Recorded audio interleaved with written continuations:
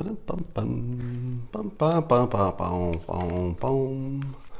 Joanne.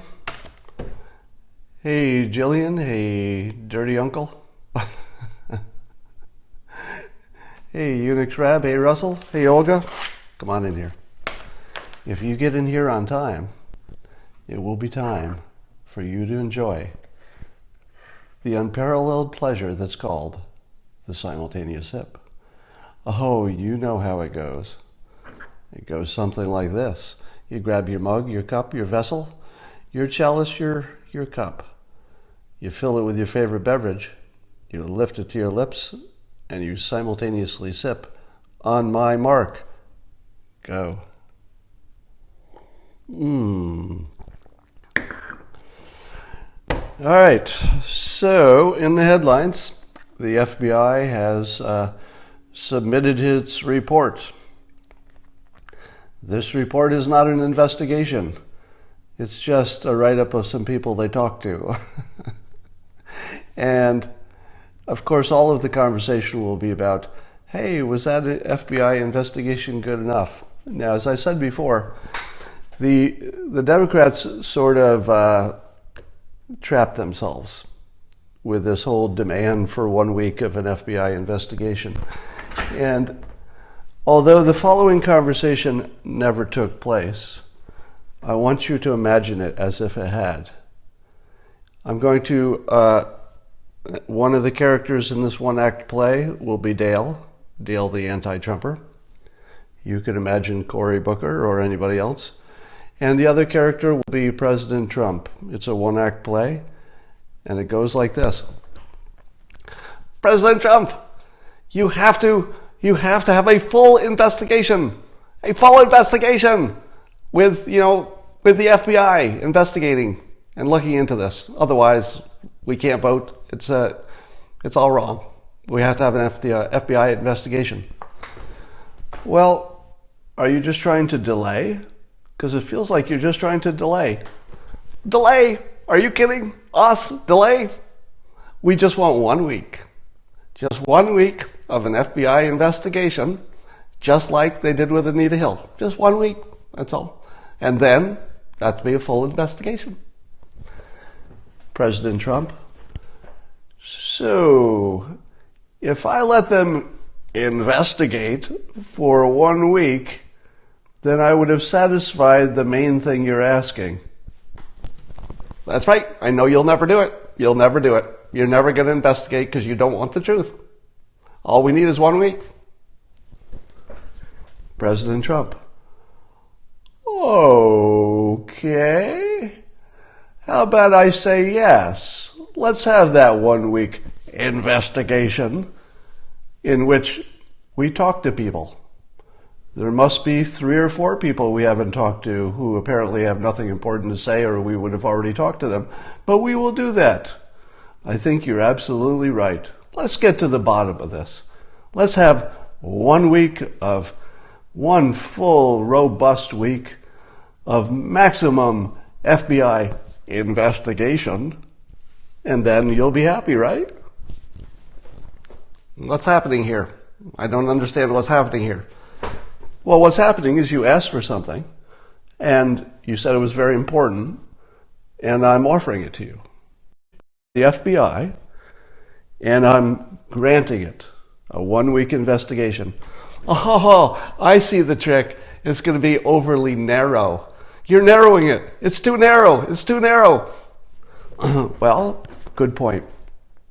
I think I'll tell the FBI to make sure they do what they need to do. We won't narrow it too much. Just talk to the people they think are necessary. What's happening? What's happening here? I don't know what's happening here. Well, Dale, I'm giving you what you're asking for. I don't like this. And scene. So, the funny part here, as I look for my power cord, is that the Democrats totally walked into a narrow ravine and surrendered. Well, we're in the narrow ravine. What happens now? I like being in this narrow ravine, Who are those guys up on the ledge? They seem to be armed. I don't know, I think it'll work out. That's sort of what's happening now. So, so it's hilarious theater, and the claim that the Democrats had that the process wasn't fair just went from a reasonably good claim to a pretty weak claim, because now it's not you haven't investigated them. Now it's just, well, maybe you could have talked to some other people, or maybe those people who investigated for hours at a time, the people who testified, Kavanaugh and Ford, maybe we needed to ask them more questions as if they had something else to say.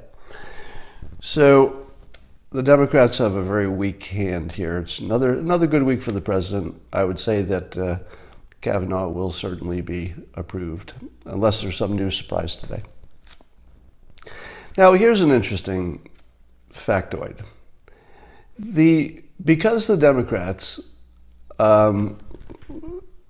treated Kavanaugh as a solid block of no votes, there were no Democrats who were saying even maybe, because they voted along party lines, and it was clear that they would before any accusations came out or anything else, it made it safe for the administration, the Trump administration, to do any kind of power play they want.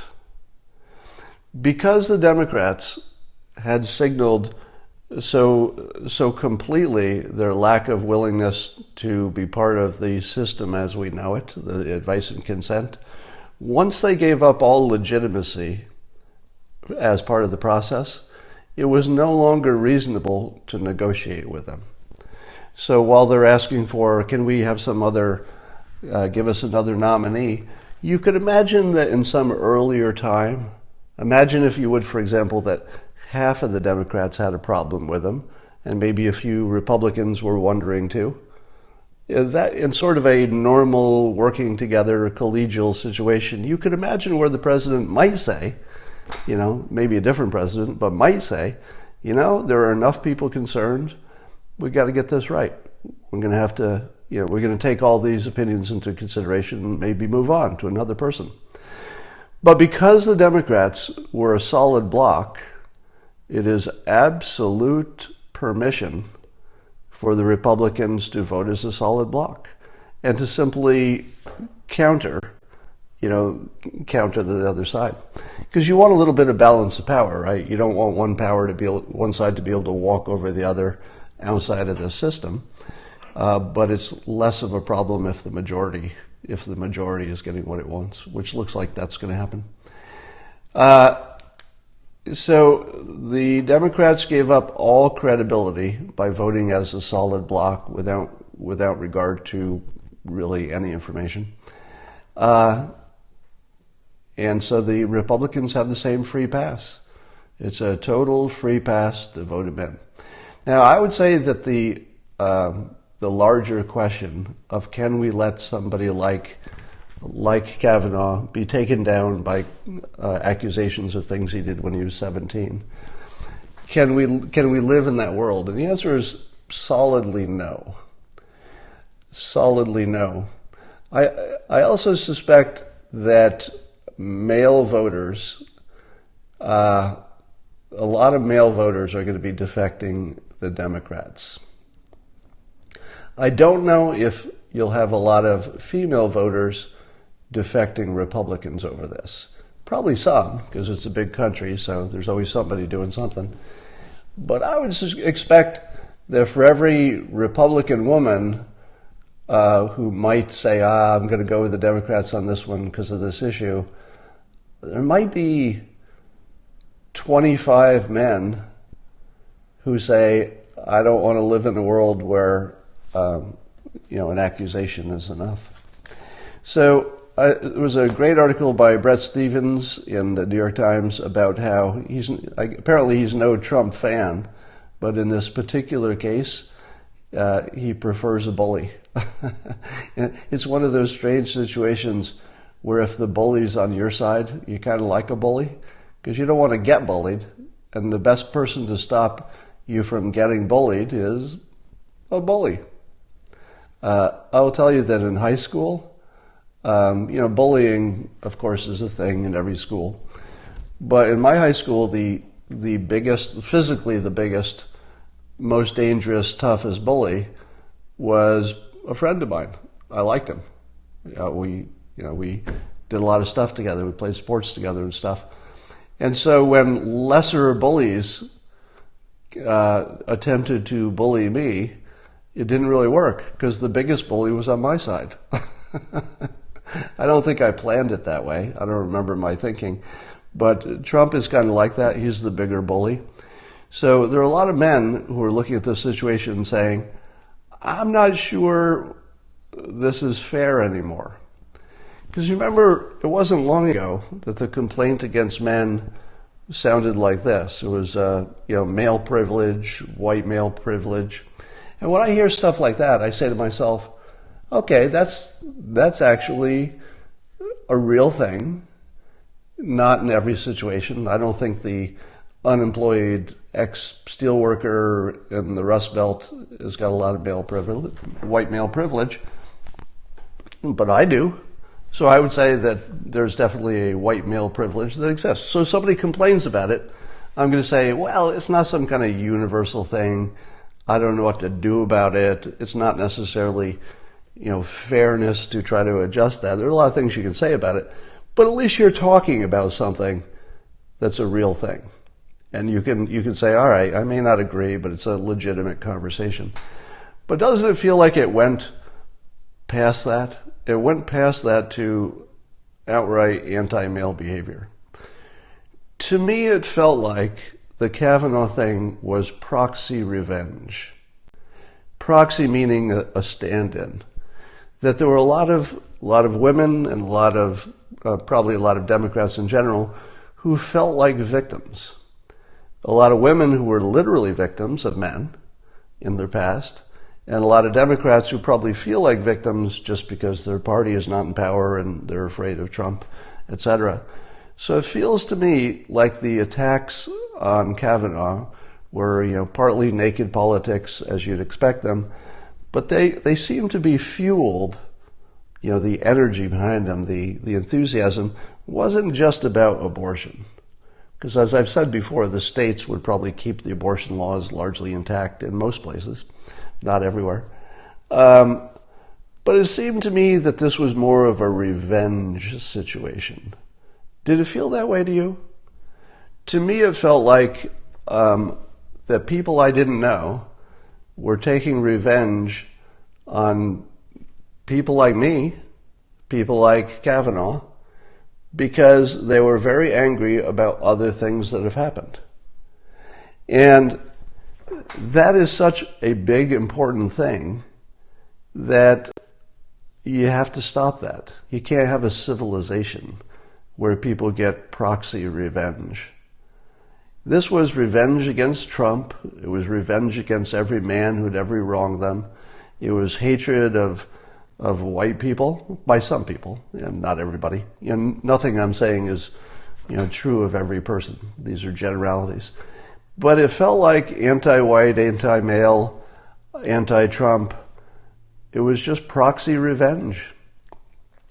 At least for the public. For the public, it felt like revenge. For the politicians, it was more of a power grab in which they were manipulating the emotions of their people. Did any of you see an interview that Alyssa Milano gave on, I think it was MSNBC, in which she actually speculated that Trump had some kind of cult-like mind control going on? And as she said it, you actually saw the hosts on MSNBC. MSNBC, the group that probably hates Trump more than anybody, and they just looked at each other like, when she's talking about his cult-like mind control abilities, the hosts are just like, even they weren't even on board. So once again, we see an overreach that is almost certainly going to activate more men than women. And to the degree that the Democrats have have branded themselves as the anti-male party, and that's what it is now. I would say that it wasn't long ago that I would have said that the Democrats were more pro-women, and I would have said that might be a good idea. It could be healthy. I like the competitive, democratic process where there are parties that are different. They've got a distinct point of view. They might be advocates for some group more than others. As long as it's explicit, as long as we can vote against it or for it, I'm okay with a good, healthy competition of ideas. So there's nothing inherently wrong with having one of the major parties be far more heavily, female-centric. There's nothing wrong with that, But I think they overshot the mark, and they've been emboldened and become bullies, and they've become flat-out anti-male at this point, in a way that in a way that the Republicans are unambiguously not anti-female. The Republicans do have a number of policies about reproductive rights and stuff that women would not prefer by a majority, I believe. I think that's true, that women by a majority would not prefer those things. But there's nothing in the Republican philosophy that's based on a dislike or an animus to women. In fact, it's the opposite. The reason conservatives, are pro-life includes women, or female fetuses, shall we say, if you want to be specific. The Republicans are specifically trying to protect women from immigration crime. They're trying to protect women from being aborted, but they do not give them the same. They would prefer that women not have the same options for reproductive rights in some cases. But there's no hatred about it. It's just a difference of what's the best way to organize society. On the Democrat side, there's actual hatred. And when was the last time you saw anything that looked like, I'll hold back that question. There's always something. So that's enough about that. So the anti-male party has probably made one of the, this Kavanaugh situation, there's a non-zero chance that historians will look back at this as the worst mistake a political party ever made. Now, you could argue that when Hillary Clinton said her deplorables comment, that was, a gigantic problem. But that was one person making one comment in one place, so it turned out poorly, but you can't say that was the party. The whole Kavanaugh thing really is about the whole party, because it's an organized, party-wide attempt. And I think historians are going to say it just looked so anti-male that they just killed themselves. They just shot themselves in the foot. There's a story today, moving on, about apparently China managed to cleverly insert a very tiny, grain of rice-sized chip on a lot of circuit boards that ended up as components in a lot of different technology in different countries. And this little chip would give them the ability to control those machines or monitor them or spy on them. Apparently it's a really big deal because there's so many devices that have this spy chip on them. Now I have two reactions to that. Number one, apparently it was a pretty awesome spy accomplishment. So if you're just trying to assess how good a job it was, how capable the Chinese are, how well do they spy, A+. Sort of an A+ spy operation until they got caught. Who knows how it helped them until then. But man, that's some good spy work. That's some good spy work, except that they got caught. Now, if you were looking at that in isolation, you would say to yourself, that's, all the countries are spying against each other. If we could have done it to them, we certainly would have. We didn't have the opportunity. I'm sure we're spying on them, they're spying on us. It's a tie. But when you throw that in with the fact that the majority of the artificial fentanyl is coming from China, and we assume that they could do a lot more to stop it, it may be intentional. So they have a massive, hacking and spying operations against us. They're killing maybe 10 to 40,000 people a year with their fentanyl that they could stop. And they're stealing intellectual property, which is the basis for our entire economy. Now, I hope they're being helpful in North Korea, but, one has some doubts about that. Now, given all of that, how interested am I in reaching a trade deal with China? A lot less interested than I was a week ago. A lot less interested. So, China, I just want you to know that, you've certainly lost face because of the fentanyl situation in particular. You got caught with the spying, and you're not willing, apparently, to do a good trade deal with the United States, and you're encroaching on the South China Seas and expanding. I would say, China, your brand is the worst I've seen it in years. And China, you should be ashamed. The proper feeling for Chinese citizens should be shame, because you're exporting death to your customers, the United States, people who should be your allies. Shame on you. Shame on China. Shame on President Xi for this situation. And I certainly don't want anything bad to happen to U.S. companies because of a trade war with China, but my vote, and the government might need to prop up some of the U.S. industries because of this. I'd be in favor of that. But I say go hard on China. As hard as we need to go, for as long as we need to go. And if that takes down the Chinese economy by 20%, it's not our problem. It's time to put China on notice. I had been not a China hawk until they were implicated in the death of my stepson this week, who died of a fentanyl overdose. For those of you who don't know, we'll be burying him on Saturday. And there's no way to know that specific dose of fentanyl came from China, but apparently most of it does. Most of it does. And so, China, you are my enemy as long as this is going on, and you should be ashamed. You should be ashamed.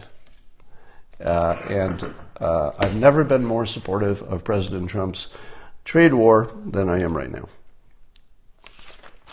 So the other funniest thing that's going on is that we've been watching for, I don't know, how long have we been watching President Trump criticize the FBI because of politicization? Politicization, is that the word? Because the FBI was allegedly politicized about the election, and people like McCabe and Strzok and Lisa Page were, allegedly politicized, and it made the FBI look politicized. But what did the Democrats say the whole time? The FBI is not politicized. You should trust the FBI. Stop criticizing the FBI. And then the FBI does this extra interviews for the Kavanaugh situation, and what does the left say? That's not good enough. What kind of FBI investigation is that? Well, the first thing is, it's not really an investigation. It's just a background check. And although these two situations are entirely different, right? There's really, logically, there's nothing in common with what Strzok and Page and those people were doing with these interviews. Completely different people, completely different situation, right? But in our minds, the credibility of the FBI is still sort of the summary of both of those stories. And so now the left, who has been defending the FBI for all of its goodness, and my God, they would never be political, has to look at this situation and completely reverse their opinion. So, assuming Kavanaugh gets approved, it's gonna make Trump look stronger. It's gonna make Trump look more like he's fighting on the side of the underdog, the falsely accused. It's going to make every accusation made against Trump himself, the various women who made accusations against him, it's going to make all of them look less credible just by osmosis, just by association with the story. Because the stories coming out of the Kavanaugh story were extraordinarily non-credible, at least two of them were. One of them had at least a credible person who has no, eyewitnesses to her story. So, and that's the most credible one. So all of this lack of credibility on Kavanaugh sort of, transfers to all of us, and Trump in particular. So I would say that women, in terms of the believability of women, well, let me say this as clearly as possible. What the Democrats would like is that women be believed when they make claims. So that would be, I would say that would be on the top of the stated list of what they want. The unstated stuff is, they want power, they want to win and stuff like that. But of these stated objectives, the things clearly and consistently said by the Democrats is we need to be in a world where women are believed with these accusations. What is the outcome of all this Kavanaugh stuff when he gets approved and confirmed, which I think is going to happen? What will happen to the credibility of women? Way, way down, wouldn't you say? Now again, I'm not talking about truth. Truth, we're not going to really ever know what happened 35 years ago. So the truth is beyond our grasp. But in terms of credibility, do you believe it enough to act on it? Do you trust the person saying it enough to act on it and find out, the real facts? In terms of credibility, women have taken the biggest hit to credibility I've ever seen. So if you were a woman and you wanted to be part of a party that was helping you, you would have to see that the Democrats have destroyed the credibility of women with this Kavanaugh thing, only because of the overreach, only because at least some of the claims, and I'm specifically talking about the gang rape claims, are so wildly unbelievable that they sort of morph in your mind as one big, not credible, false accusations. My God, women will do anything to stop this white man. None of this is necessarily fact-based, but it's how it feels to all of us. So I think women took a gigantic hit on this because their credibility will be forever Kavanaugh'd, forever Christine Forded. Every time a woman makes a claim of this nature, a man who has gone through this system is going to say, well, that sounds a lot like Christine Ford, or that sounds a lot like those accusers of Kavanaugh that I didn't believe because those particular ones didn't reach my own level of credibility. So women taking a big hit on this, which is not good for anybody. All right. It's going to be harder for women now.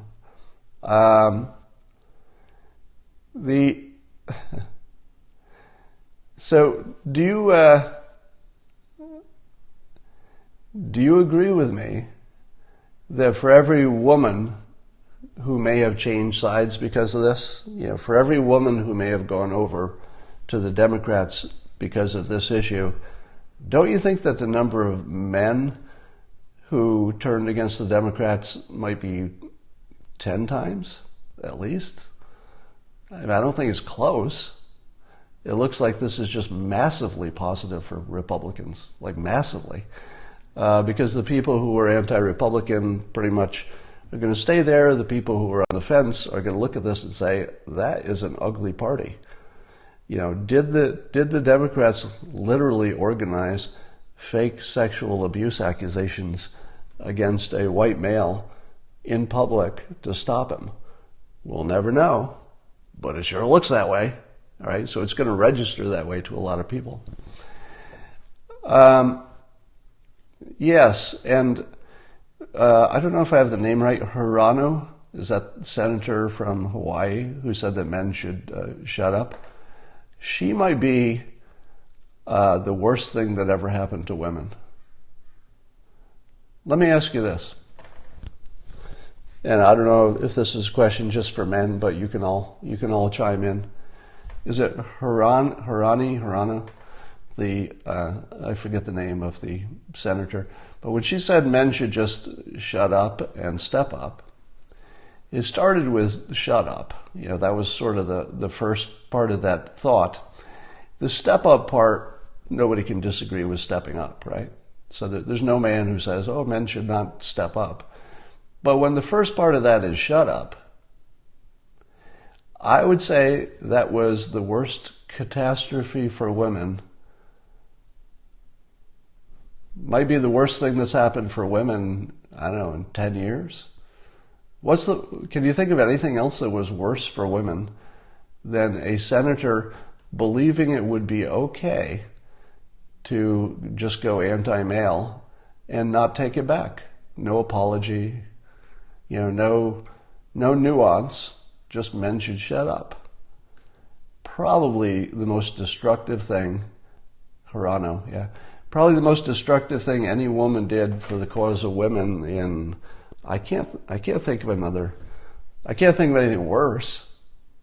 Can anybody come up with anything that was worse for women than that? Because it was one thing to sort of suspect that women were, just hated men. It was one thing to suspect that there were a lot of man haters on the Democrat side, but to actually have it explicitly stated and then not taken back and not, I believe nobody on her side really criticized that, did they? There must have been somebody. Let me not say nobody. But I can't remember seeing a lot of Democrats saying, yeah, I think she went too far. She should take that part back. Not that I care either way, but I didn't see it happen. So I would say that this is largely a catastrophe for the power of women in society. Women have massively lost credibility. The Democrats have shown themselves as anti-male. They've shown a willingness to embrace guilty until innocent, as long as it's a man who's involved. I always hate the arguments that say, well, imagine if this had happened to Obama, or imagine if somebody else had done this, or what if a Republican had tried this? I hate all of those arguments. But I think we could agree in this case that if the candidate for the Supreme Court had been a woman, and had she been accused with flimsy charges, there isn't the slightest chance that Democrats would say we should believe the accuser. If, let's say, the accuser was a man and the candidate was a woman, I don't think there's any chance Democrats would have said the standard here is that you should believe the accuser. Not a chance. I've said before that the Black Lives Matter was both genius and terrible as a slogan. All right, forget about the movement itself and what you think about them. Just talking about the persuasion benefit of the slogan itself. If you can compartmentalize for a moment. I've said that Black Lives Matter was genius in the sense that it makes you immediately say, well, what about other people? Other people matter too. And then you're immediately called a racist because you have not embraced that Black Lives Matter. So as a clever trap, sort of like, do you still beat your wife? It's like, no, I don't. Oh, but then you used to? Yes, I still beat my wife. Then you're a wife beater. There's no right answer. There's no right response to Black Lives Matter. So on one level, it's genius, and it got tons of attention. It became a national brand. So on all of the levels that, or at least most of the levels that a brand and a slogan work on, it definitely worked. But here's the problem. It was also racist. It's just racist. Because when you say Black Lives Matter, you are indicating that there's something special going on there, race-wise, which is exactly the opposite of a colorblind society. We'll never be colorblind, but it's the opposite of everybody being treated the same and working toward, some more practical level of equality, not just a legal level of equality. And I think that for that Black Lives Matter thing, people tried to be polite and embrace it, because if you don't get caught up in the actual words, there's a good point at the bottom of it. I've told you before, I've backed Colin Kaepernick for being an effective advocate for improving the situation for black people. And I think that as a protester, A+. But I think the situation with the Kavanaugh is sort of the same problem as Black Lives Matter. And again, I'm not talking about black people, I'm not talking about women, I'm only talking about the persuasiveness of the slogan. All right, we're only talking about the persuasion layer here. You can have your own opinions about the politics of it and the morality of it and everything else. But when women started to characterize this as believe women, that didn't look like believe people, did it? If you see somebody carrying a sign that says believe women, isn't that just sexist? Because there are lots of victims in the world, and I don't know if this is true, but I would guess the majority of victims of violence are probably male, just because men are, closer to violence all the time. And I don't see anybody saying believe the accuser, because that would be a non-sexist way to say it. But believe women is really registering my mind as don't believe men. My brain can't process that as being an objective statement about believe the accusers. It just sounds like you should believe women over men. That is such an overreach and such a violation of what the Constitution was about, such a reversal of hundreds of years of progress towards something closer to equality, that I've got a feeling men reached their limit. I have a personality characteristic, and I always wonder how common it is. And my personality characteristic is this. I am not bothered by things as they get worse and worse. It's like, that's trivial. Okay, that's more than trivial, but I'm still not bothered. Oh, it's pretty bad, but I got other things to worry about. Until things reach a certain level. And then I just I'm like a bit that got flipped. I just go from 0 to 1. I don't have any in between. That's just always been true. And I've got a feeling that men, looking at this Kavanaugh situation, had always been sort of, they had empathy for both sides. They were trying to see the logic of it, trying to put it in a framework of civilization and the Constitution and the rule of law and, the shoe on the other foot. How would you like it to be? And I think they were, thinking of the conceptual stuff and what's best and stuff like that. But by the time you get to believe women, and you look at that sign and you say to yourself, believe women,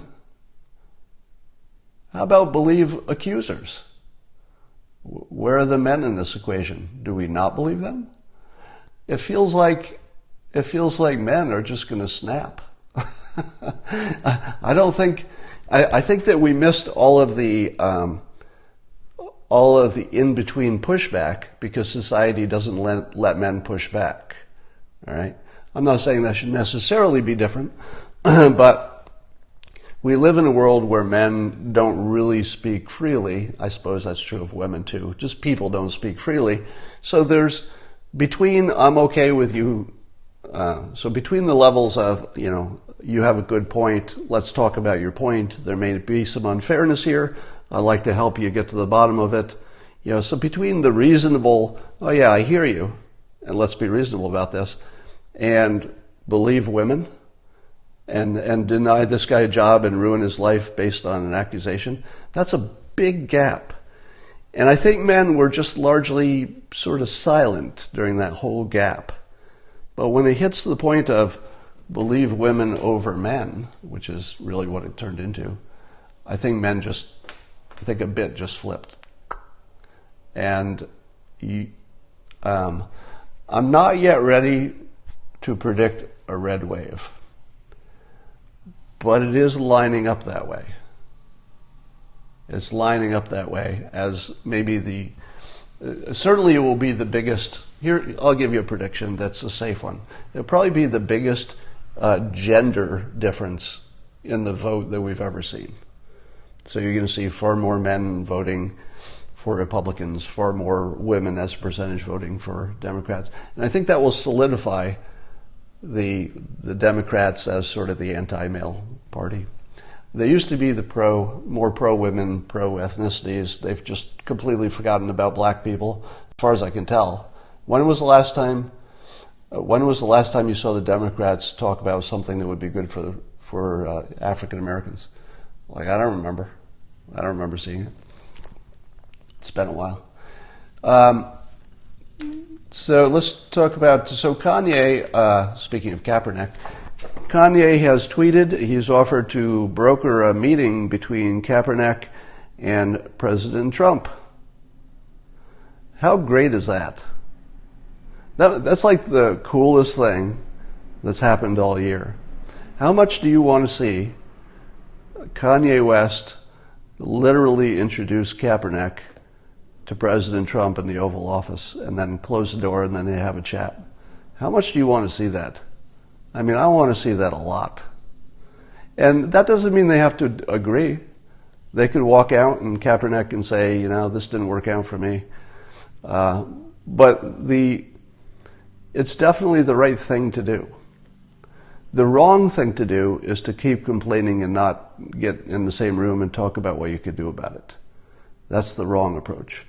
Kanye unambiguously has the right approach. Let's put them in the same room.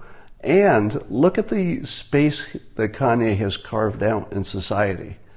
I've been telling you this since, 2007 or something. I've been telling you that whatever you think about his capabilities, you need to increase that opinion, because you have a seriously effective person here who's been seriously effective in a number of different fields, and he's not stopping. He's not slowing down. You're not going to get less Ye. Let's call him Ye. He's changed his name from Kanye to Ye. I'm not quite on board with the change, only because when I talk about it in public, I'm not sure all of you know of the change, so he's still in transition. But let's say Ye pulls this off, and it seems like he should be able to do that. It would be exactly the right thing for Kaepernick to do, and it would be exactly the right thing for the president to do. It would be an example of citizen activism. In this case, I'm talking about Ye. That would be one of the best examples of citizen activism you'll ever see. Why would Ye do this? It's not music, it's not designing clothes. Seems like it's out of his field. Why would he do it? Because he can. Because he can. That's the reason. He has the ability to do this thing that maybe nobody else has. In the whole frickin' 7 billion people in the world, can you think of one other person who could put those two people in the same room and sit there with them and be considered a reasonably objective arbiter, a third party? Where did Dennis Rodman go? Dennis Rodman has sort of a substance problem, I think, that can't be ignored. But I have a lot of respect for Dennis Rodman for his... this is weird to say. This will be the strangest thing you've ever heard me say. I have a lot of respect for Dennis Rodman's political opinions. He doesn't go deep on the policies, but he's a very open-minded practical. I have a lot of respect for Dennis Rodman for his politics. So I wouldn't mind seeing him in the room either, but not on this issue. Okay, that's all for now. I'm going to go do something else, and I will talk to you all later. Let's keep checking the news, find out how this FBI investigation turns out, and we'll talk to you later. If I can turn this off.